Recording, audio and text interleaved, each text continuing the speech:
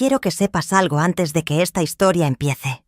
El anillo que cargué en mi dedo durante 43 años no terminó en una caja de recuerdos, ni en el cajón del olvido, ni enterrado en el jardín como dicen que hacen algunas mujeres con sus penas. Ese anillo lo vendí. Lo vendí en una joyería de la calle Morelos, en Monterrey, un martes por la mañana, con los ojos secos y el corazón más liviano de lo que había estado en décadas. Y con ese dinero compré un boleto de avión. Solo de ida. Pero para entender por qué hice eso, necesito contarte todo desde el principio. Me llamo Elena Vargas Cisneros. Tengo 72 años.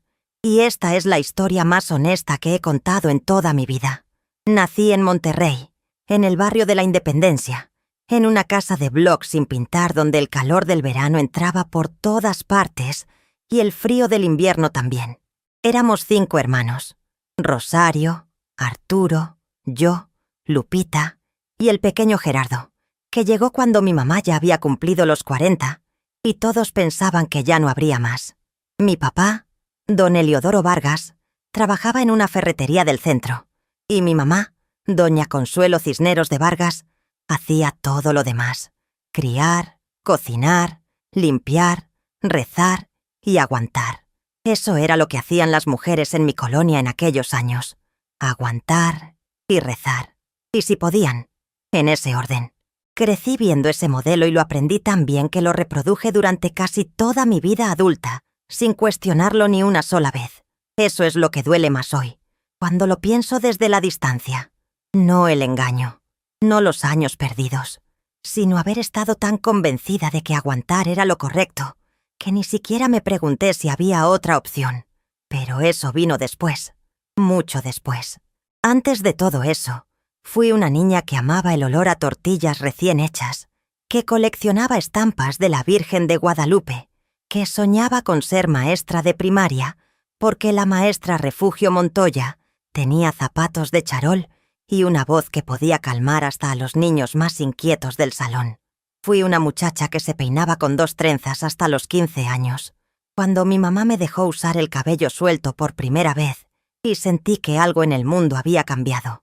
Fui una joven que estudiaba con una vela cuando se iba la luz, que ayudaba en la tiendita de la esquina los fines de semana, que cantaba con la radio de transistores que mi papá tenía en la cocina. Y fui, sobre todo, una mujer que se enamoró a los 19 años de un hombre llamado Rogelio Fuentes Garza y que creyó, con toda la fe que tenía, que ese amor duraría para siempre. Si te dijera que desde el primer momento supe que algo estaba mal, estaría mintiéndote. La verdad es que Rogelio era encantador. Era el tipo de hombre que hace que todas las mujeres en una habitación volteen cuando entra. No porque sea el más guapo, sino porque tiene algo, una energía, una manera de hablar, de reír, de hacer sentir a la gente que son lo más importante del mundo cuando les pone los ojos encima.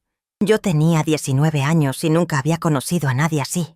Para mí, fue como si de repente el mundo entero se hubiera puesto en color, cuando antes todo era blanco y negro. Lo conocí en una kermés de la parroquia de San Genaro, un sábado de septiembre de 1971. Él tenía 23 años, trabajaba en el almacén de una distribuidora de refrescos, y esa noche llevaba una camisa azul marino con los primeros 2 botones desabrochados que a mí me pareció lo más elegante que había visto en mi vida. Me pidió que bailara con él una pieza de Los Rebeldes del Rock, y yo, que nunca había bailado con un hombre que no fuera mi papá o mi hermano Arturo, dije que sí con el corazón latiendo tan fuerte que estaba segura de que él podía escucharlo. Bailamos 3 piezas esa noche, y antes de que terminara la kermés, ya me había pedido permiso a mi papá para venir a visitarme el siguiente domingo. Así empezó todo, con una kermés, una camisa azul marino, y yo con 19 años creyendo que el amor era suficiente para construir una vida. Si tan solo hubiera sabido entonces lo que sé hoy, quizás las cosas habrían sido diferentes. Pero a los 19 años no se sabe nada, y eso, aunque duele reconocerlo, también es parte de la historia. Antes de continuar, Si llegaste hasta aquí y ya sientes que esta historia te está tocando el corazón, te pido que te suscribas a este canal. No te cuesta nada, y a mí me ayuda a seguir contando historias como esta. Historias de mujeres reales que encontraron su camino, aunque tardaron años en verlo. El noviazgo con Rogelio duró 2 años y medio. 2 años y medio de domingos en la sala de mi casa, con mi mamá sentada en la esquina fingiendo que bordaba, pero escuchando cada palabra. De paseos por el Parque Fundidora cuando todavía era simplemente un espacio abierto donde la gente caminaba. De cartas escritas a mano que él me mandaba a veces, entre semana cuando no podía venir. De llamadas desde el teléfono público de la esquina, que duraban exactamente el tiempo que alcanzaba con las monedas que traía en la bolsa. En esos 2 años y medio, Rogelio fue un novio atento, respetuoso y cariñoso. Llegaba siempre con algo. A veces un ramito de flores del mercado. A veces un dulce de tamarindo que sabía que me gustaba. A veces, simplemente una historia graciosa del trabajo que me hacía reír hasta que me dolía la panza. Mi mamá lo aprobó desde el principio, lo cual en mi casa era equivalente a una bendición divina. Mi papá tardó un poco más, como todos los papás, pero para el primer año ya lo trataba casi como a un hijo. Nos casamos el 12 de marzo de 1974. Yo tenía 22 años. Él, 26. La boda fue en la parroquia de San Genaro, el mismo lugar donde nos habíamos conocido, lo cual a mí me parecía la cosa más romántica del mundo. Mi vestido lo cosió mi tía Esperanza, que tenía una Singer de pedal y unas manos que hacían milagros con la tela. Era blanco, con encaje en el cuello y en los puños, y una cola que no era muy larga pero que a mí me hacía sentir como una princesa de las que salían en las telenovelas de aquella época. El anillo que Rogelio me puso en el dedo ese día era sencillo. Oro de 14 quilates, sin piedras, liso, con la fecha grabada en el interior. 12/03/74. No era el anillo más caro del mundo, ni el más elaborado, pero para nosotros representaba todo lo que teníamos y todo lo que esperábamos tener. Lo guardé en mi dedo durante 43 años. Lo cuidé como si fuera una reliquia. Lo lavé con cuidado cada vez que metía las manos al agua para que no perdiera el brillo. Nunca, ni una sola vez en 4 décadas, lo saqué de mi dedo voluntariamente, hasta el día que decidí venderlo. Pero para eso falta mucho. Primero necesito contarte cómo fue esa vida que construimos juntos, o más bien, la vida que yo construí creyendo que era de los dos. Nos fuimos a vivir a una casita rentada en la colonia moderna, a 2 cuadras de donde vivían los papás de Rogelio. Era pequeña, tenía 2 cuartos, una cocina, un baño y un patio trasero donde yo soñaba con tener una huerta algún día. Rogelio siguió trabajando en la distribuidora de refrescos y yo me quedé en casa porque, en esa época, eso era lo que se hacía. El hombre trabajaba y la mujer cuidaba el hogar. No lo cuestioné. Era el modelo que había visto toda mi vida, el mismo que había absorbido en cada tortilla que mi mamá hacía mientras mi papá llegaba cansado del trabajo y se sentaba a esperar la cena. Al año de casados nació nuestro primer hijo, Rogelio Fuentes Vargas, a quien desde chiquito le decíamos simplemente Rogelito para no confundirlo con su papá. Era un niño sano, fuerte, de ojos grandes y una risa que llenaba cualquier espacio. Para mí fue como si de repente el amor que sentía por Rogelio se hubiera multiplicado de una manera que no tenía palabras para describir. Entendí ese día, en la clínica del Seguro Social donde lo parí después de 14 horas de trabajo de parto, que era capaz de hacer cualquier cosa por ese ser pequeño y arrugado que me pusieron en los brazos. 3 años después, llegó nuestra hija Marisol, diferente a su hermano desde el primer momento, más tranquila, más observadora, con unos ojos oscuros que parecían estar analizando todo desde que abrió por primera vez. Si Rogelito era la tormenta, Marisol era la calma que venía después. Los dos fueron mi razón de existir durante muchos años, mi propósito, mi justificación para aguantar lo que fuera necesario aguantar. Y hubo mucho que aguantar. No al principio. Al principio Rogelio era todavía ese hombre de la kermés, atento y encantador.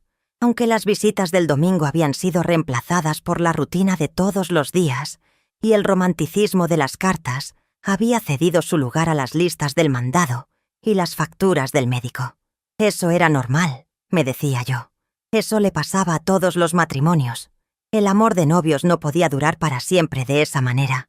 Se transformaba en algo diferente, más sólido, más real, aunque menos emocionante. Lo había escuchado tantas veces de boca de mi mamá, de mis tías, de las vecinas, que lo acepté como una verdad absoluta sin cuestionarlo. Lo que no acepté tan fácilmente, aunque tampoco lo cuestioné en voz alta, fueron las primeras ausencias. Empezaron cuando Rogelito tenía como 4 años y Marisol todavía no cumplía el primero. Rogelio comenzó a llegar tarde del trabajo. No todos los días, al principio. Una noche por semana, quizás 2. Llegaba oliendo a cerveza y a cigarro, explicando que había habido reunión en el trabajo, que los compañeros lo habían invitado a echar unas cervezas, que no podía negarse porque el jefe estaba presente, que qué iba a pensar la gente si él era el único que se iba. Yo le calentaba la cena, lo escuchaba sin decir mucho, me acostaba cuando él se dormía, y al día siguiente la vida continuaba como si nada. La colonia moderna en esa época era un mundo en sí mismo. Las mujeres nos conocíamos todas, nos prestábamos la sal, nos cuidábamos los hijos, nos contábamos los problemas a medias, con esa medida precisa que le pone una a la confianza cuando se trata de hablar del marido. Nadie decía todo, nadie decía nada que pudiera verse como una queja. Las quejas eran de mujeres débiles, de mujeres que no sabían llevar su casa, y en la colonia moderna, ninguna quería que la vieran así. Mi vecina más cercana era Esperanza Garduño de Treviño, a quien todos llamaban Chayito, y que vivía a 3 casas de la mía con su marido, Ciro, y sus 6 hijos. Chayito era mi confidente, mi cómplice, la mujer con quien tomaba café por las mañanas cuando los hijos estaban en la escuela y los maridos en el trabajo. Ella era 3 años mayor que yo. Había llegado a la colonia desde Linares y tenía esa manera de decir las cosas directas que yo siempre admiré sin poder imitarla.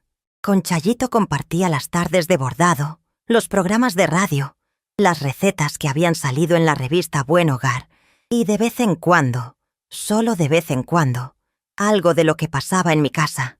Nunca todo, nunca lo suficiente para que ella pudiera ver el cuadro completo. Yo misma no lo veía todavía. Rogelio ascendió en la distribuidora de refrescos cuando Rogelito tenía 7 años y Marisol 4. Lo nombraron supervisor de zona, lo que significaba que tenía que visitar diferentes puntos de venta en toda la ciudad, que a veces salía antes de que yo me levantara y llegaba cuando los niños ya estaban dormidos, que sus horarios se volvieron imposibles de predecir y que yo aprendí a organizar la vida del hogar como si fuera una empresa de una sola persona, porque básicamente eso era lo que era. No me quejaba. El sueldo era mejor. Pudimos comprar nuestra propia casa en la colonia azteca, más grande que la rentada, con 3 cuartos, jardín al frente y ese patio trasero donde finalmente planté mis primeros chiles y tomates. Los niños iban a buena escuela. Yo podía darles desayuno caliente todos los días. Teníamos tele en color y una lavadora nueva. Si eso no era el éxito, yo no sabía cómo se llamaba, pero había algo que no tenía nombre todavía, que yo sentía a veces cuando Rogelio llegaba tarde y se metía al baño antes de saludarme, cuando contestaba el teléfono en voz baja y salía al jardín para hablar, cuando a veces yo le dirigía la palabra y tardaba un momento de más en responder, como si estuviera regresando de algún lugar muy lejano donde yo no existía. Ese algo sin nombre lo guardé en un cajón muy profundo de mi mente. Lo cubrí con la ropa de los niños que había que planchar, con los tamales de la posada de diciembre, con la misa del domingo, con las juntas de la escuela, con todo lo que había que hacer en una casa con 2 hijos y un marido que cada vez estaba menos presente, aunque físicamente siguiera ahí. Y así fueron pasando los años. No rápido, no fácil, sino con esa lentitud densa que tiene la vida cuando uno está metido dentro de ella, sin ver desde afuera. Fue Chayito quien plantó la primera semilla de duda real, aunque en ese momento yo no lo reconocí como tal. Era un jueves de noviembre. De eso estoy segura porque era el día que Chayito hacía su limpieza grande de la semana y siempre terminaba tomando café en mi cocina para recuperarse del cansancio. Los niños estaban en la escuela. Yo estaba haciendo arroz en la hornilla cuando ella entró por la puerta de atrás, que nunca cerrábamos con llave porque entre vecinas no hacía falta. Se sentó en la silla de madera que estaba junto a la ventana, la que daba al patio donde mis chiles ya estaban creciendo, y me miró con una expresión que no era exactamente preocupación, pero tampoco era tranquilidad. Era algo entre las dos, algo que en las mujeres mayores de nuestra colonia se llamaba tener algo que decir, pero no saber si se debe.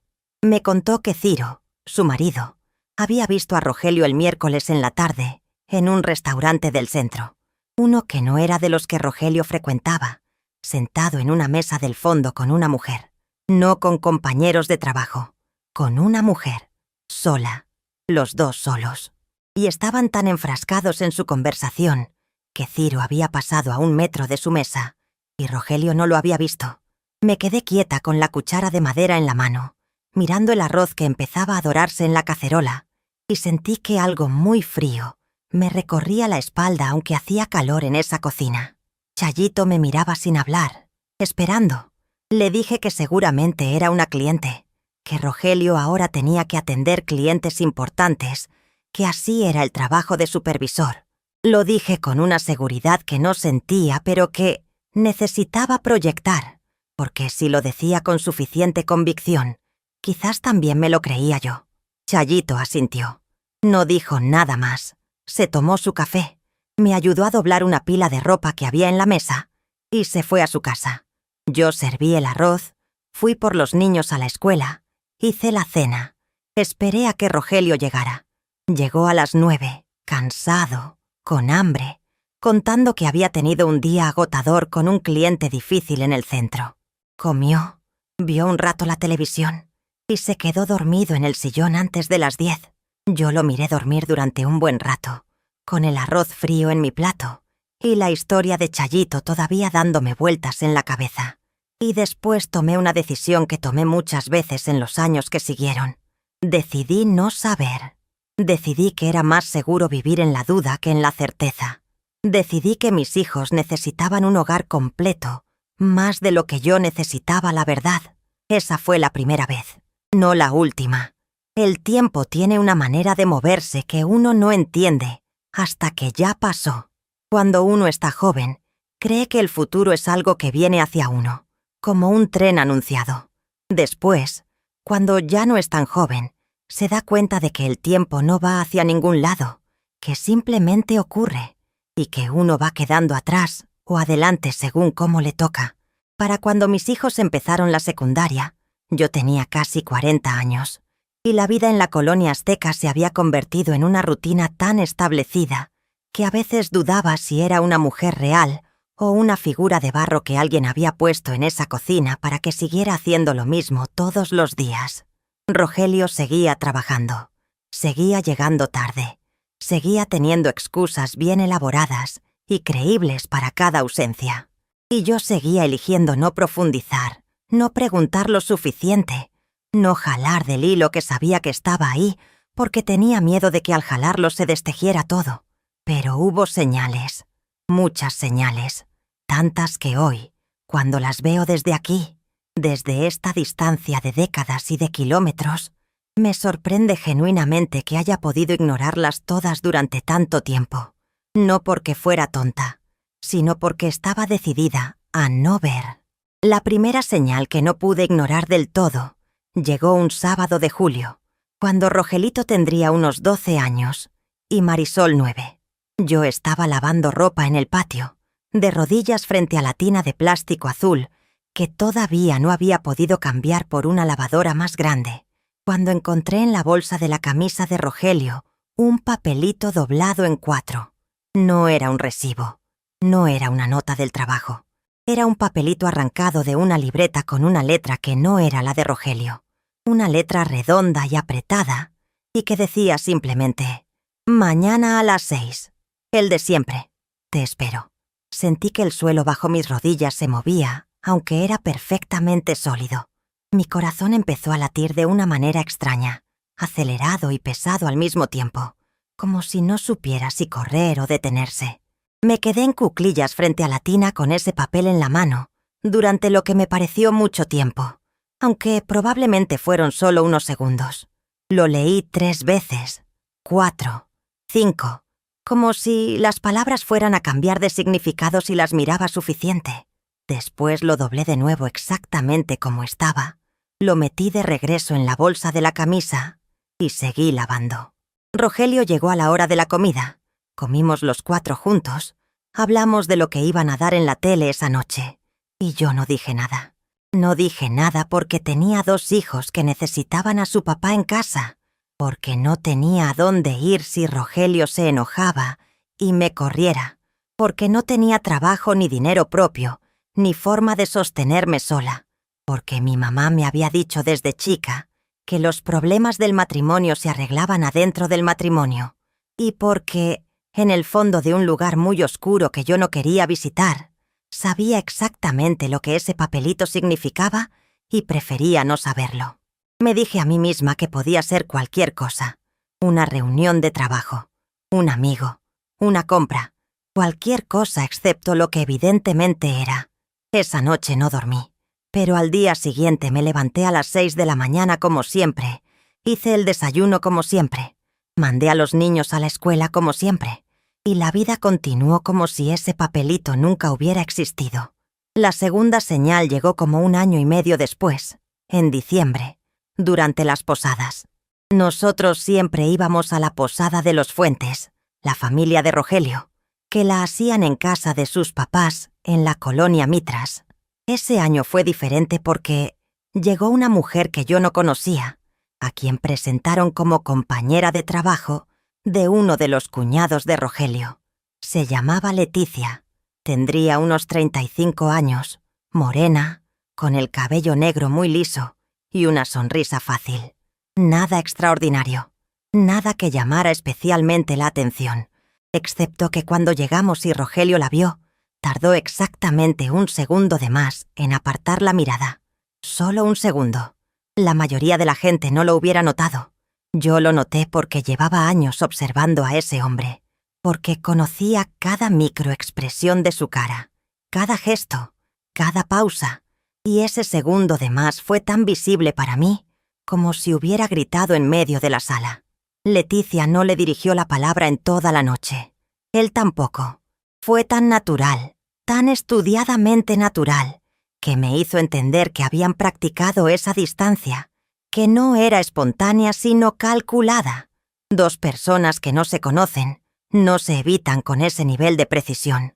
2 personas que se conocen demasiado, sí. Me tomé mi ponche, ayudé a romper la piñata para los niños, canté los villancicos, y en el camino de regreso a casa, mientras Rogelio manejaba y los niños dormían en el asiento de atrás, mantuve la vista en la ventanilla y no abrí la boca. Él tampoco. Llegamos a casa, nos acostamos, y yo me quedé mirando el techo toda la noche con ese nombre dando vueltas en mi cabeza. Leticia. Me dije que no sabía nada con certeza, que 1 segundo de más mirando a alguien no probaba nada, que yo estaba paranoica, que mis nervios me estaban jugando una mala pasada, que quizás ese segundo no había existido sino en mi imaginación cansada. Y me lo creí, o fingí creerlo. En ese punto ya no sabía bien cuál era la diferencia. La tercera señal fue el teléfono. Esto fue ya en los 80, cuando el teléfono fijo en casa se había vuelto parte indispensable de la vida.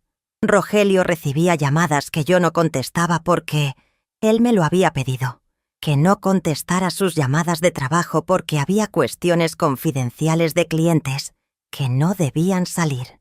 Lo seguí. Durante años lo seguí sin cuestionarlo. Pero un martes en que Rogelio estaba en el trabajo y los niños en la escuela, el teléfono sonó y sin pensarlo contesté. Al otro lado hubo un silencio y después una voz de mujer que dijo, «Bueno», con una naturalidad que me dejó helada. No era una voz nerviosa. Era la voz de alguien que había marcado ese número muchas veces antes y esperaba que contestara una persona específica, y esa persona no era yo. Colgué sin decir nada. Me quedé parada junto al teléfono con la mano todavía en el auricular, mirando el aparato como si fuera a darme más información de la que ya me había dado. El corazón me latía en los oídos. Las manos me temblaban ligeramente. Sentí un mareo suave, como el que da cuando uno se levanta muy rápido. Cuando Rogelio llegó esa noche, le mencioné de pasada que había contestado el teléfono y que había alguien que había colgado sin decir nada. Lo dije con la mayor naturalidad que pude, mirándolo a los ojos para ver qué pasaba en los suyos. No pasó nada. O si pasó algo, fue tan pequeño y tan rápido que no alcancé a verlo.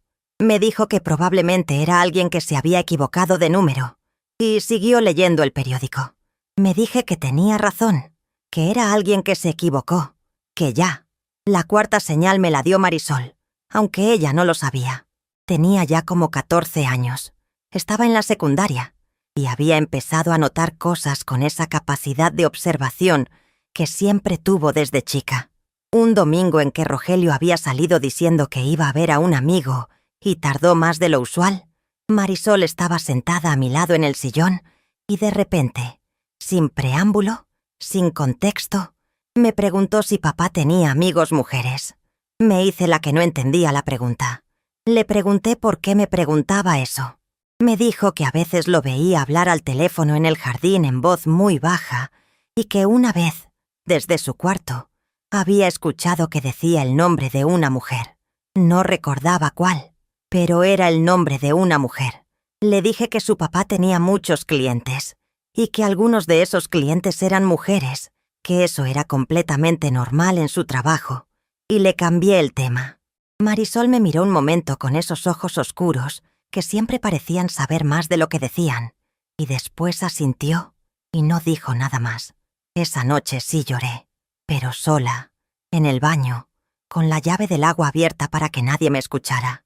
No porque la pregunta de mi hija me hubiera revelado algo nuevo, sino porque me hizo darme cuenta de que lo que yo había estado callando durante años ya no estaba completamente escondido, que mis hijos, o al menos Marisol, ya lo olían en el aire aunque no supieran darle nombre, y aún así no dije nada. Aún así elegí quedarme callada, aguantar, seguir. La quinta señal llegó cuando yo tenía ya 45 años y Rogelio 47. Llegué a casa de visitar a mi mamá que estaba enferma de los riñones.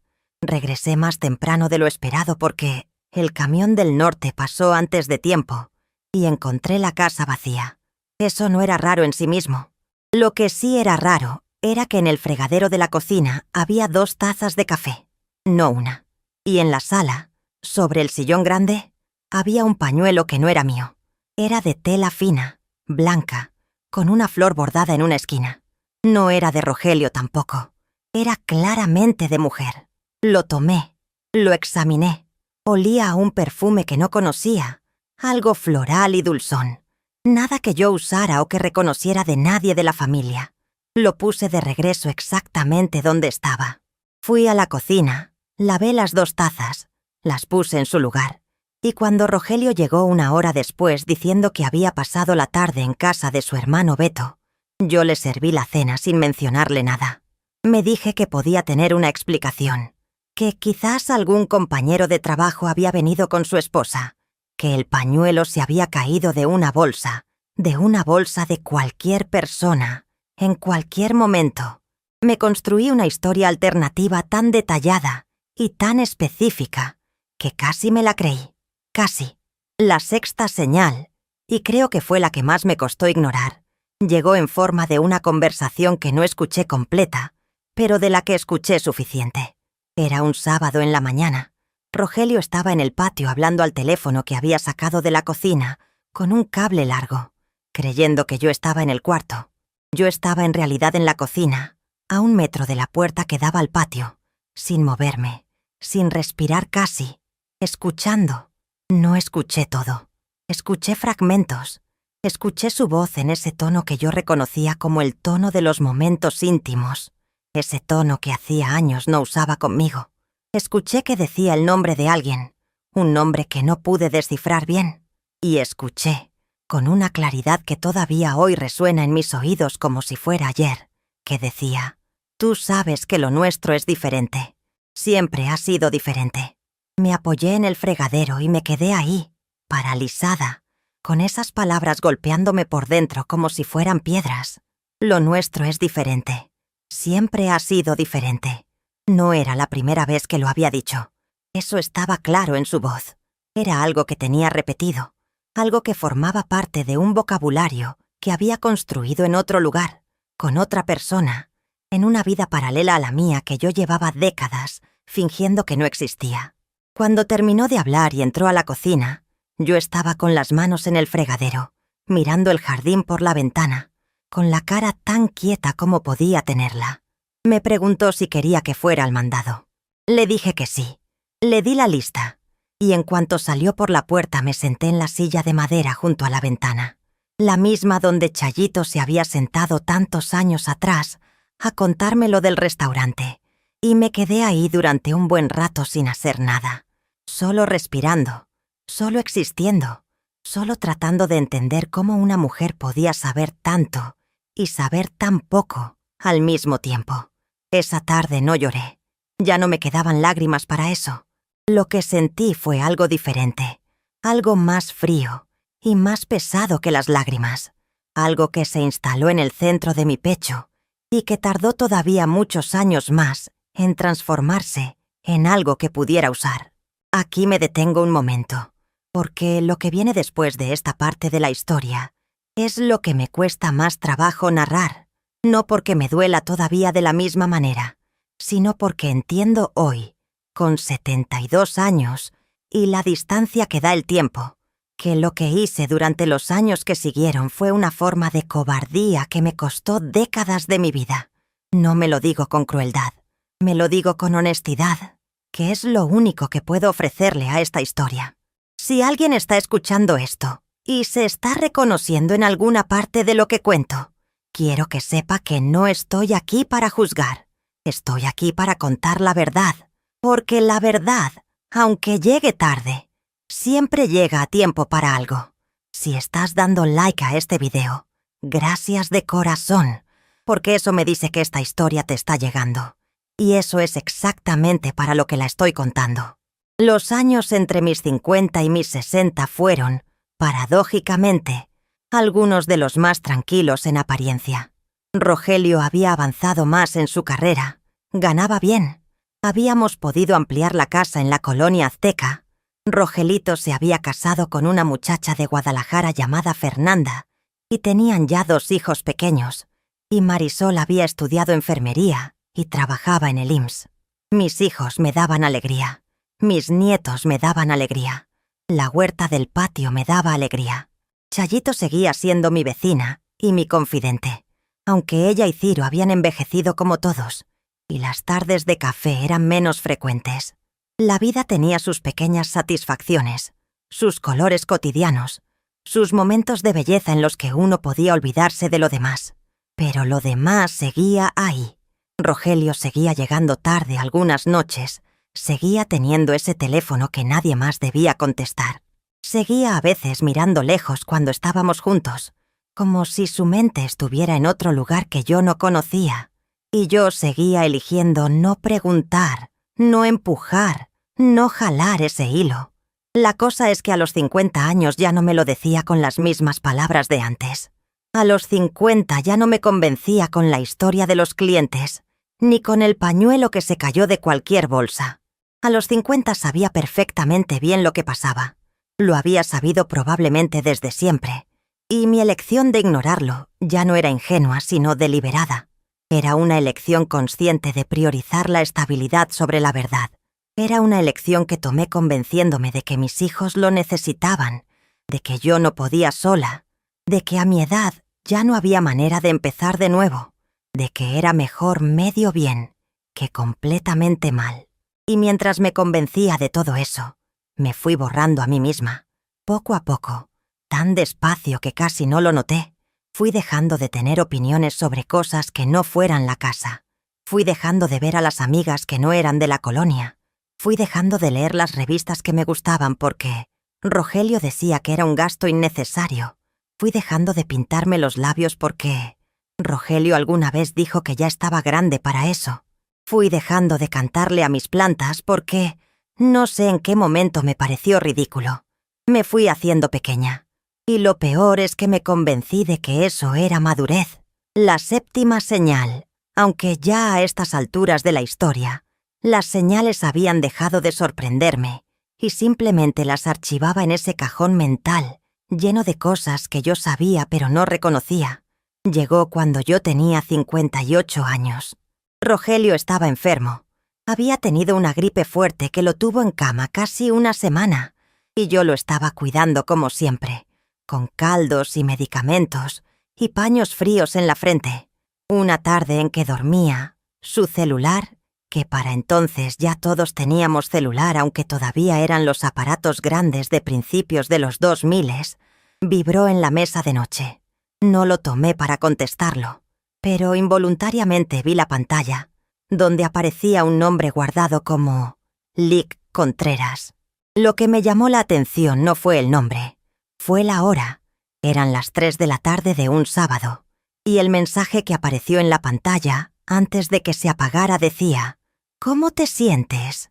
Te extraño. Los licenciados no le escriben a sus clientes a las 3 de la tarde de un sábado, diciendo que los extrañan. No dije nada. Rogelio siguió durmiendo. Yo seguí con mi paño frío y mi caldo caliente, y mi dignidad silenciosa, que en ese punto ya no era dignidad sino simplemente miedo. La octava señal fue la última que ignoré, y fue la más directa de todas. Vine a contarla al final porque es la que abrió una grieta que ya no se pudo cerrar, aunque todavía tardé varios años más en actuar. Fue en una reunión familiar, el cumpleaños de la mamá de Rogelio, doña Amparo, que ese año cumplía 80, y estaba todavía bastante lúcida, aunque con los años encima. Estábamos en el patio de la casa de Mitras, los cuñados, las cuñadas, los nietos, toda la tribu Fuentes reunida como en los viejos tiempos. Yo estaba en la cocina ayudando a sacar los platos cuando escuché, sin querer, una conversación entre dos cuñadas mías, Socorro y Berta, que hablaban en voz baja creyendo que nadie las escuchaba. No escuché todo. Escuché suficiente. Escuché mi nombre. Escuché el nombre de Rogelio. Y escuché que Socorro le decía a Berta, con ese tono de quien confirma algo que ya sabe desde hace tiempo: «Pues llevan años. Tú ya sabes. Todos saben. Todos saben». Me quedé paralizada detrás de la puerta de la cocina con un plato en cada mano, y esas dos palabras resonando en mi cabeza como un campanazo. Todos saben. No yo sola en mi cocina con mis sospechas. Todos. La familia. Los cuñados. Las cuñadas. Quizás los vecinos. Quizás los amigos. Todos sabían algo que yo había pasado 40 años fingiendo no saber. Y mientras yo fingía, el mundo entero lo miraba como un secreto a voces. Salí con los platos. Los puse en la mesa. Sonreí para el cumpleaños de doña Amparo. Canté las mañanitas. Comí pastel. Y manejé de regreso a casa en silencio absoluto, mientras Rogelio contaba un chiste que a mí ya no me hizo gracia. Esa noche, por primera vez en décadas, no me tapé los ojos, ni me construí una historia alternativa, ni metí nada en ningún cajón. Esa noche me acosté en la oscuridad con los ojos abiertos, y me permití saber lo que siempre había sabido. Todos sabían, y yo era la única que había elegido no ver. Hay un punto en la vida de una mujer, no sé si le pasa a todas, pero a mí me pasó, en que el dolor de saber se vuelve más pequeño que el dolor de seguir sin saber. Un punto en que la mentira que uno se ha contado durante años empieza a pesar más que la verdad que uno ha evitado. Ese punto llegó para mí de una manera que no esperaba, no en forma de una revelación dramática ni de una confrontación explosiva, sino de algo mucho más mundano y mucho más definitivo. Tenía 63 años cuando Rogelio tuvo su primer infarto. Fue un domingo en la mañana, mientras desayunábamos. Se puso muy pálido. Empezó a sudar. Se llevó la mano al pecho. Llamé a la ambulancia. Llamé a Rogelito. Y pasé las siguientes 6 horas en la sala de espera del hospital universitario, rezando. rezando no sé bien a qué ni a quién, porque en ese punto mi fe ya tenía muchas grietas, pero rezando de todas formas porque no sabía qué más hacer. El infarto no fue tan grave como podría haber sido. Le pusieron un stent, lo tuvieron 4 días internado, salió con medicamentos, con dieta, con indicaciones de que tenía que cambiar su estilo de vida. Yo me convertí en su cuidadora con la misma eficiencia con que había sido todo lo demás en esa casa. Silenciosa, competente, invisible. Y mientras lo cuidaba, mientras le preparaba la comida sin sal y sin grasa que el médico indicó, mientras le organizaba los medicamentos en su cajita de días de la semana, mientras lo llevaba a sus citas y esperaba en la sala, tuve mucho tiempo para pensar. Demasiado tiempo, quizás. Lo que pensé, sentada en las salas de espera de los médicos con mi bolsa en las rodillas, fue esto. Si Rogelio hubiera muerto ese domingo, yo habría llorado. Habría extrañado la costumbre. Habría sentido el miedo de lo desconocido. Pero también, y esto fue lo que más me asustó de mis propios pensamientos, también habría sentido alivio.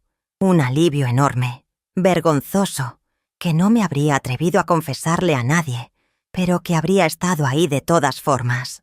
Eso me dijo más sobre mi matrimonio que 40 años de señales ignoradas. Un matrimonio en el que la muerte del otro representa un alivio no es un matrimonio. Es una condena. Y yo llevaba 40 años sirviendo mi condena sin haber cometido ningún crimen. Rogelio se recuperó. Volvimos a la rutina. Pero algo había cambiado en mí durante esas semanas. Algo pequeño pero real. Como cuando una maceta se raja y aunque el agua todavía no se sale, uno sabe que eventualmente va a salirse. Empecé a observar mi vida desde una pequeña distancia, como si me hubiera salido un poquito de mí misma y pudiera verme desde afuera. Vi a una mujer de 63 años que había dado toda su vida a una casa, a unos hijos y a un hombre que la había engañado probablemente por décadas, que nunca había tenido una cuenta bancaria propia, que nunca había tomado una decisión importante que no fuera relacionada con la cocina o los hijos, que se había borrado tan completamente que a veces dudaba si había algo de ella misma que hubiera sobrevivido. Y eso, verme así desde afuera, fue lo más aterrador y lo más importante que me había pasado en mucho tiempo. No hice nada inmediatamente. Tenía 63 años, no tenía trabajo, no tenía dinero propio, no tenía plan. Lo que sí empecé a hacer, con una cautela que nadie hubiera notado, fue prestar atención a todo lo que me había negado a ver, a todo lo que seguía pasando frente a mis ojos, a todo el mapa de una vida paralela que Rogelio había construido mientras yo barría y cocinaba y esperaba. Y entonces llegó la confirmación definitiva. No fue un papel encontrado en una bolsa, no fue un pañuelo en el sillón, no fue una conversación escuchada a medias. Fue Rogelito, mi propio hijo, el que vino a mi casa un miércoles por la tarde, sin su papá, solo, y se sentó frente a mí en la mesa de la cocina, con una expresión que yo nunca le había visto, y que me dijo, antes de que abriera la boca, que lo que iba a decirme iba a doler. Me dijo que llevaba tiempo sabiendo algo, y que había querido contármelo muchas veces, pero no había podido porque no quería hacerme daño, pero que Fernanda, su esposa, lo había convencido de que yo tenía derecho a saber la verdad y de que ella, su mamá, era suficientemente fuerte para manejarla.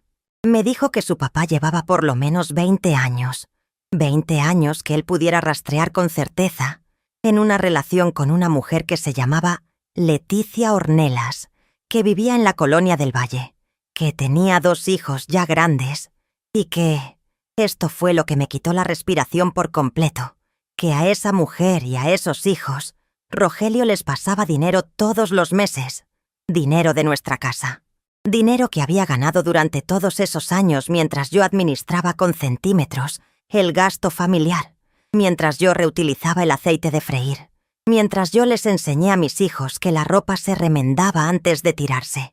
Ese dinero había estado yendo, mes tras mes, a otra familia. a una familia que yo desconocía pero que había existido en paralelo a la mía durante 2 décadas. Me quedé sentada frente a mi hijo sin decir nada durante un tiempo que no sé medir. Rogelito tenía los ojos húmedos. Yo los tenía secos. No porque no doliera, sino porque el dolor era tan grande y tan conocido y tan profundo que ya estaba más allá de las lágrimas, en un lugar donde las lágrimas no alcanzan. Le dije que lo sabía. No todo, no los detalles, no el nombre, ni la colonia, ni el dinero. Pero le dije que lo sabía, que lo había sabido de alguna manera durante mucho tiempo y que había elegido no saber. Le dije que no era su culpa ni la culpa de Marisol ni de nadie más. Le dije que lo quería. Le dije que necesitaba estar sola. Se fue. Y yo me quedé en esa cocina, en la silla de madera junto a la ventana, mirando el jardín donde mis chiles estaban creciendo como siempre, y me permití por primera vez en décadas sentir todo lo que había estado guardando. Sentí rabia. Una rabia limpia y enorme que me sorprendió porque no la reconocí de inmediato, porque llevaba tanto tiempo sin sentirla, que casi la había olvidado. Sentí vergüenza, no de mí misma, sino de haber desperdiciado tanto tiempo en algo que no lo merecía. Sentí tristeza, pero no la tristeza pesada y resignada de siempre, sino una tristeza más aguda, más clara, como la de alguien que acaba de entender completamente lo que perdió y por primera vez puede nombrarlo. Y sentí, debajo de todo eso, algo que tardé varios días en identificar. Algo que al principio confundí con miedo, pero que no era exactamente miedo. Era más bien el vértigo de alguien que lleva toda la vida en una habitación cerrada y de repente ve que la puerta no estaba con llave, que nunca estuvo con llave, que ella misma había sido la única que se había impedido salir. Esa noche no esperé a que Rogelio llegara a cenar. Le hablé a Marisol, le pedí que viniera, y cuando llegó nos sentamos juntas en la cocina. Le conté lo que me había dicho Rogelito. No lloré. Marisol sí. Me abrazó muy fuerte y me preguntó qué iba a hacer. Le dije que todavía no sabía, pero que esta vez sí iba a hacer algo. Y lo decía en serio. Si alguien siente que esta historia les está sacudiendo por dentro, y yo creo que sí, porque a mí todavía me sacude contarla, les pido que dejen su comentario aquí abajo. Cuéntenme qué están pensando, qué sentirían en mi lugar, si conocen a alguien que haya vivido algo así. Y si todavía no le han dado like a este video, es el momento. Cada like me dice que no estoy contando esto en el vacío, que hay alguien del otro lado escuchando. Y eso para mí vale mucho. Los siguientes 3 meses fueron los más extraños de mi vida. Extraños porque, por fuera, la vida siguió igual, o casi igual, mientras por dentro yo estaba haciendo algo que nunca había hecho. Planear. Rogelio no sabía lo que yo sabía. No le conté lo que me había dicho Rogelito. Seguí haciendo la comida, siguiendo las indicaciones del médico para su corazón, durmiendo en el mismo cuarto, sentándome a la misma mesa. Pero mientras hacía todo eso, estaba también haciendo otra cosa, en silencio, con una paciencia y una meticulosidad que no reconocí en mí misma hasta que ya estaba bien avanzada. Estaba juntando información. La primera persona a quien acudí fue a Marisol. Le pedí que me ayudaras a entender cosas que yo no entendía. Los papeles de la casa, los números de las cuentas bancarias, las escrituras de los bienes que teníamos, lo que me correspondía legalmente. Marisol, que siempre había sido la más práctica de mis hijos, se convirtió en esos meses en mi aliada más importante. Sin que Rogelio lo supiera, ella me acompañó a una cita con una abogada que le recomendaron en el trabajo. Una señora joven pero muy seria, que se llamaba Gabriela Montoya y que tenía un consultorio en la colonia Obispado. Gabriela me explicó mis derechos con una claridad que me dejó sin palabras. Me explicó que como cónyuge tenía derechos sobre los bienes que habíamos adquirido durante el matrimonio, que el hecho de que yo nunca hubiera trabajado fuera de casa no significaba que no había contribuido a esa riqueza, porque mi trabajo doméstico también tenía valor legal. Me explicó el proceso del divorcio, los tiempos, los costos, lo que podía esperar. Salí de esa primera cita con la cabeza dando vueltas, pero con algo en el pecho que no había sentido en mucho tiempo. la sensación de que tenía opciones, de que no estaba atrapada, de que el mundo tenía más posibilidades de las que yo había creído durante décadas. Empecé a ahorrar, con una discreción absoluta, de los gastos de la casa, de aquí y de allá, pequeñas cantidades que guardé primero en efectivo en un lugar que nadie hubiera imaginado, dentro de la funda de una almohada vieja que estaba en el closet del cuarto de servicio. Después, cuando Marisol me ayudó a abrir una cuenta bancaria a mi nombre, la primera que había tenido en mi vida, empecé a depositar ahí. Fue una cuenta sencilla, en una sucursal del Banamex de la Avenida Constitución, y el día que me dieron la tarjeta con mi nombre impreso, Elena Vargas Cisneros, tuve que quedarme sentada un momento en la silla frente a la señorita del banco, porque se me fue la respiración. Era la primera vez en 65 años que algo tenía mi nombre solo.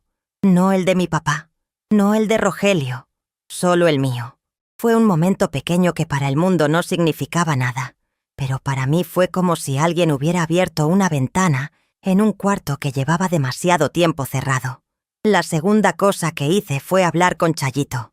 Ya éramos viejas las dos, ya caminábamos más despacio y tomábamos el café descafeinado.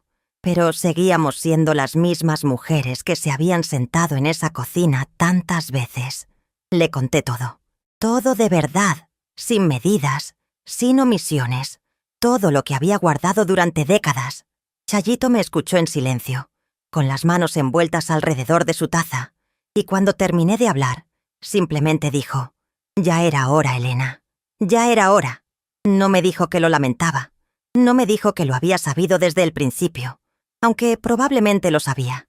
Me dijo que era hora, y en esas 3 palabras había más apoyo del que yo había recibido en años. La tercera cosa que hice, y esta me llevó más tiempo y más trabajo emocional que ninguna otra, fue hablar con Rogelito y con Marisol juntos, en la mesa de la cocina, y decirles lo que iba a hacer. No pedirles permiso, no pedirles su opinión sobre si era lo correcto. Decirles, porque ellos eran mis hijos y merecían saber que su madre había tomado una decisión. Rogelito se preocupó. Preguntó cómo iba a vivir, dónde iba a ir, qué iba a pasar con la casa. Marisol lo miró con una expresión que yo nunca le había visto a ella tampoco. Una expresión firme, tranquila, y le dijo que su mamá llevaba 65 años resolviendo cosas sin que nadie le preguntara cómo, y que algo le decía que podía resolver esto también. Me entraron ganas de abrazarla tan fuerte que le doliera. Me contuve, pero la miré y le sonreí con todo lo que tenía. Los días siguientes fueron de preparativos que hice con la misma meticulosidad con que había organizado cada Navidad, cada cumpleaños, cada posada durante 4 décadas. Organicé mis papeles, acta de nacimiento, credencial de elector, cartilla de vacunación, libreta de direcciones donde estaban los teléfonos de personas que no habían tenido celular cuando los apunté, pero cuyos nombres seguían importando. Hice un inventario mental de lo que era mío, de lo que me llevaría, de lo que dejaría, y pensé en el anillo. El anillo había estado en mi dedo durante 43 años. 43 años de lavar trastes, de amasar pan, de cargar niños, de enterrar a mis papás, de criar a mis hijos, de aguantar y aguantar y aguantar. Era de oro de 14 quilates, liso, con la fecha grabada por dentro, 12/03/74. Era sencillo, no valía una fortuna, pero era el símbolo más concreto de todo lo que había sido mi vida durante casi toda mi vida adulta. Tomé la decisión de venderlo de una manera que me sorprendió por su claridad. No fue una decisión dramática ni emotiva, fue una decisión práctica y al mismo tiempo profundamente simbólica. Ese anillo no merecía un cajón, no merecía ser guardado en una caja de recuerdos para que mis nietos algún día lo encontraran y preguntaran qué significaba. Merecía transformarse en algo que me sirviera, en algo que me llevara a algún lado, literalmente. Encontré la joyería por recomendación de Chayito, que tenía una sobrina que había vendido unas arracadas ahí y había recibido buen precio. Se llamaba Joyería Morales. Estaba sobre la calle Morelos. y era un lugar pequeño pero serio, con vitrina de cristal y un señor de bigote blanco detrás del mostrador que se llamaba Don Aurelio. Fui un martes por la mañana, sola. No le dije a nadie que iba ese día. Me senté frente a Don Aurelio. Saqué el anillo del dedo por primera vez en 43 años.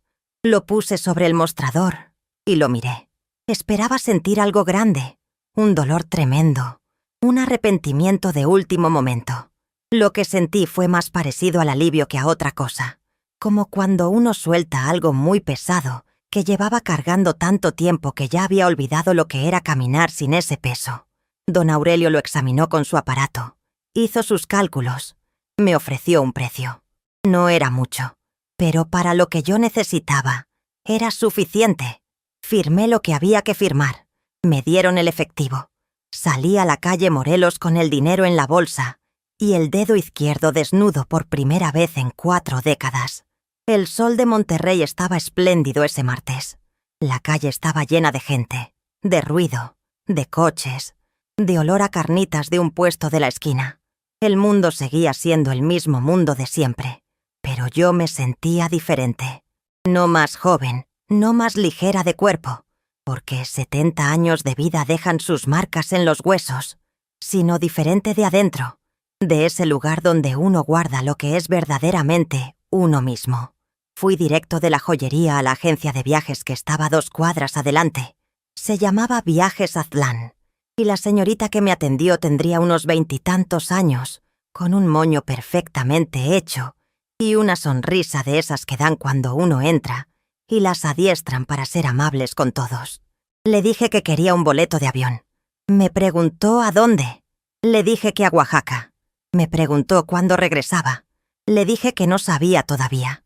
Me miró con una expresión en que había curiosidad y quizás un poco de confusión, pero era una señorita profesional, así que no dijo nada fuera de lugar. Me consiguió el boleto solo de ida, Monterrey, Oaxaca, para el siguiente viernes. Pagué con parte del dinero del anillo. Salí a la calle con el boleto impreso en la mano, con el sol de Monterrey en la cara, y por primera vez en más años de los que podía contar, sin saber exactamente lo que venía después. Y eso, ese no saber, que durante 40 años me había paralizado de terror, ese día se sentía como la cosa más libre del mundo. Le conté a Rogelio lo que iba a hacer 2 días antes de irme. No grité, no lloré, no saqué a relucir 40 años de señales ignoradas, ni le enumeré los agravios uno por uno. No porque no tuviera derecho, sino porque a estas alturas ya no lo necesitaba. Ya no necesitaba que él lo admitiera, ni que se arrepintiera, ni que me diera explicaciones. Había pasado décadas esperando cosas de ese hombre que nunca llegaron, y no iba a dedicar ni un minuto más de mi vida a esperar nada de él. Le dije que había pedido el divorcio, que Gabriela, mi abogada, iba a comunicarse con él para el proceso, que Marisol tenía copia de todos los papeles relevantes y que el viernes me iba. Me preguntó a dónde. Le dije que a Oaxaca. Me preguntó por cuánto tiempo. Le dije que todavía no sabía. Hubo un silencio largo. Rogelio me miró con una expresión que en otro tiempo yo habría intentado descifrar y resolver y suavizar. Esa tarde la observé sin moverme, sin intervenirle, sin hacer nada para que fuera más fácil para él. Dijo que no entendía. Le dije que eso estaba bien, que no tenía que entender. Eso fue todo. No hubo drama, no hubo llanto, ni súplica, ni escenas. Rogelio, que durante 40 años había sido el centro alrededor del que yo orbitaba, se quedó sentado en el sillón de la sala con cara de no saber qué hacer, y yo fui a mi cuarto a terminar de empacar mi maleta. Marisol me llevó al aeropuerto el viernes. Rogelito también vino, con los nietos, y los 4 me despedimos en la entrada con abrazos que duraron más de lo usual. Los nietos no entendían muy bien lo que pasaba, pero notaron la solemnidad del momento y se portaron quietos, que para niños de su edad era todo un logro. Chayito me había despedido el jueves en mi cocina, con una taza de café descafeinado y sin decir mucho. Solo me abrazó, me apretó las manos y dijo: «Ve y sé feliz, Elena. Ya te lo ganaste». El avión salió a las 9:40 de la mañana. Conseguí asiento de ventana. Cuando el avión empezó a moverse por la pista y yo miré por la ventana las luces del aeropuerto de Monterrey, haciéndose más pequeñas, sentí algo que tardé un momento en identificar, porque era completamente nuevo para mí. Era orgullo. No el orgullo que te da cuando tus hijos salen adelante, ni el que te da cuando haces bien la cena de Navidad, sino orgullo de mí misma. Por primera vez en 70 años, sentí orgullo de mí misma. Oaxaca me recibió con el olor a copal y a chocolate caliente, que para mí todavía es el olor de la libertad. Había reservado, con la ayuda de Marisol y su computadora, un cuartito en una posada del centro histórico, cerca del Zócalo, que no era lujosa pero era limpia, y tenía una ventana que daba a un patio con una bugambilia morada, que me pareció la cosa más hermosa que había visto en mucho tiempo. El cuarto era mío, solo mío. La llave era mía. El silencio era mío. La mañana era mía. Las primeras semanas fueron de adaptación. No voy a romantizarlo porque tampoco fue fácil.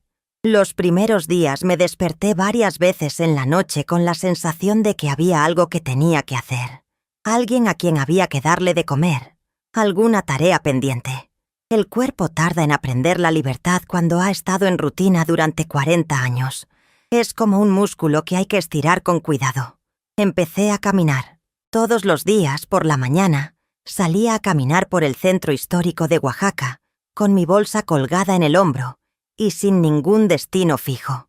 Caminé por el mercado Benito Juárez y aprendí los nombres de las señoras que vendían tlayudas y mezcal y chapulines. Caminé por los andadores de Macedonio Alcalá y me detuve en todas las galerías que quisiera sin que nadie me esperara en casa. Caminé hasta Monte Albán un domingo con un grupo de turistas y me quedé parada arriba mirando el valle de Oaxaca y pensé que no había visto nada tan hermoso en mucho tiempo. Conocí personas. Una cosa curiosa que nadie le dice a una cuando está planeando empezar de nuevo es que los amigos llegan solos cuando uno está disponible para recibirlos. En la posada había una señora de Veracruz, Dolores, que estaba haciendo exactamente lo mismo que yo, pero sin el drama matrimonial. Simplemente había decidido a los 70 años hacer el viaje que había pospuesto toda su vida. Nos hicimos amigas tomando café en el patio de la bugambilia y siguiendo siendo amigas hasta hoy, que nos hablamos por teléfono casi todas las semanas, aunque vivamos en ciudades diferentes. El proceso de divorcio fue largo y en algunos momentos difícil, porque Rogelio no cooperó al principio como era de esperarse. Pero Gabriela, mi abogada, era exactamente el tipo de persona que uno necesita en esos momentos. Firme, clara, sin dramatismos. Me correspondía la mitad de la casa de la colonia azteca, que al final se vendió, y con mi parte compré un departamentito pequeño en el centro de Oaxaca, en la colonia Jalatlaco, que tiene paredes de adobe y un patio interior donde planté mis chiles y mis tomates y hasta un árbol de limón que ya me da frutos. Rogelito estuvo preocupado por mí los primeros meses. Me llamaba seguido, venía a visitarme con Fernanda y los nietos. Me traía cosas de Monterrey, quesos, dulces, la crema Nivea que siempre he usado. Con el tiempo, al ver que yo estaba bien, que no solo estaba bien sino que estaba mejor que en muchos años, su preocupación se fue transformando en algo más parecido al alivio. Un día me dijo, en una de esas llamadas de teléfono en que ya hablamos como adultos que se quieren, que nunca había visto a su mamá reírse tanto. Le dije que probablemente era porque nunca antes había tenido tantas razones para reírse. Marisol vino a visitarme para el Día de Muertos de ese primer año en Oaxaca, y lo que vivimos juntas esos días, el altar, el cementerio lleno de flores de cempasúchil, el caldo de guías, las risas, valió más que cualquier cosa que pueda comprar el dinero. Mi hija me vio siendo yo misma por primera vez en su vida, creo, y yo la vi verme, y eso también fue un regalo. Con Rogelio no hablo, no por amargura, sino porque no hay nada que decir. El divorcio quedó firme, los papeles están firmados, la vida sigue. Que haya encontrado paz con Leticia o con quien sea, eso ya no es mi asunto, y hace tiempo dejó de dolerme. Lo que sí me importa decir es que sus hijos con Leticia, que ya son adultos y con los que yo no tengo ninguna relación ni la necesito, nunca fueron mi enemigo. Ellos tampoco eligieron la situación en que nacieron. El culpable de todo lo que pasó fue exactamente y únicamente la persona que tomó las decisiones, y esa persona no era ni yo ni ellos. Eso lo aprendí en Oaxaca, en conversaciones con Dolores y con otras mujeres que fui conociendo, en los talleres de escritura a los que empecé a ir en la Casa de la Cultura, en las noches en que me senté sola en mi patio con una copa de mezcal y me permití pensar sin prisa. Tengo 72 años y vivo en Oaxaca en mi departamento de Jalatlaco, con mi árbol de limón y mis chiles, y una gata que se metió por el patio un día y nunca se volvió a ir, a la que le puse consuelo, como mi mamá. Me levanto cuando quiero, salgo cuando quiero, cocino lo que quiero, hablo con mis hijos por teléfono y los veo cuando vienen a visitarme. Camino por la ciudad con mi bolsa en el hombro como lo he hecho desde el primer día. Escribo en el taller de los jueves. Tomo café con Dolores por videollamada cuando no podemos vernos en persona. Y tengo, por primera vez en 72 años, la sensación de que mi vida me pertenece completamente. Quiero hablarle directamente a quien sea que haya llegado hasta aquí, porque sé que no es cualquiera quien se queda hasta el final de una historia larga. La persona que llega hasta el final es alguien que está buscando algo, no necesariamente lo mismo que yo encontré, pero algo. Lo que aprendí y lo que no cambiaría aunque pudiera regresar el tiempo, aunque eso suene a paradoja, es que la valentía no se ve igual a los 20 que a los 70. A los 20 la valentía es ruidosa y visible. A los 70 la valentía es silenciosa, casi invisible, y tiene el sabor del café amargo y el olor a copal y la textura de un boleto de avión con destino a un lugar donde nadie te conoce todavía. No les digo que hagan lo que yo hice. No les digo que se vayan a Oaxaca, ni que vendan sus anillos, ni que dejen todo. Les digo que si hay algo en su vida que las está haciendo pequeñas, que las está borrando, que las está convenciendo de que no merecen más espacio del que ocupan, ese algo merece ser visto de frente. No mañana, no cuando los hijos crezcan, no cuando la situación mejore sola, ahora, porque el tiempo, mis queridas, el tiempo no espera, y uno puede desperdiciar décadas esperando el momento perfecto, esperando las condiciones ideales, esperando el permiso de alguien que nunca lo va a dar, o puede, en cualquier momento, en cualquier edad, decidir que ya es suficiente y empezar. Yo empecé a los 66 años. Les juro que no era tarde. Hay una cosa que me dijeron que iba a costarme mucho y que resultó costarme mucho menos de lo que esperaba. Estar sola.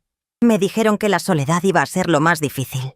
Me dijeron que una mujer de mi edad no podía empezar de cero, que quién me iba a querer, que iba a extrañar tener compañía, que me iba a arrepentir.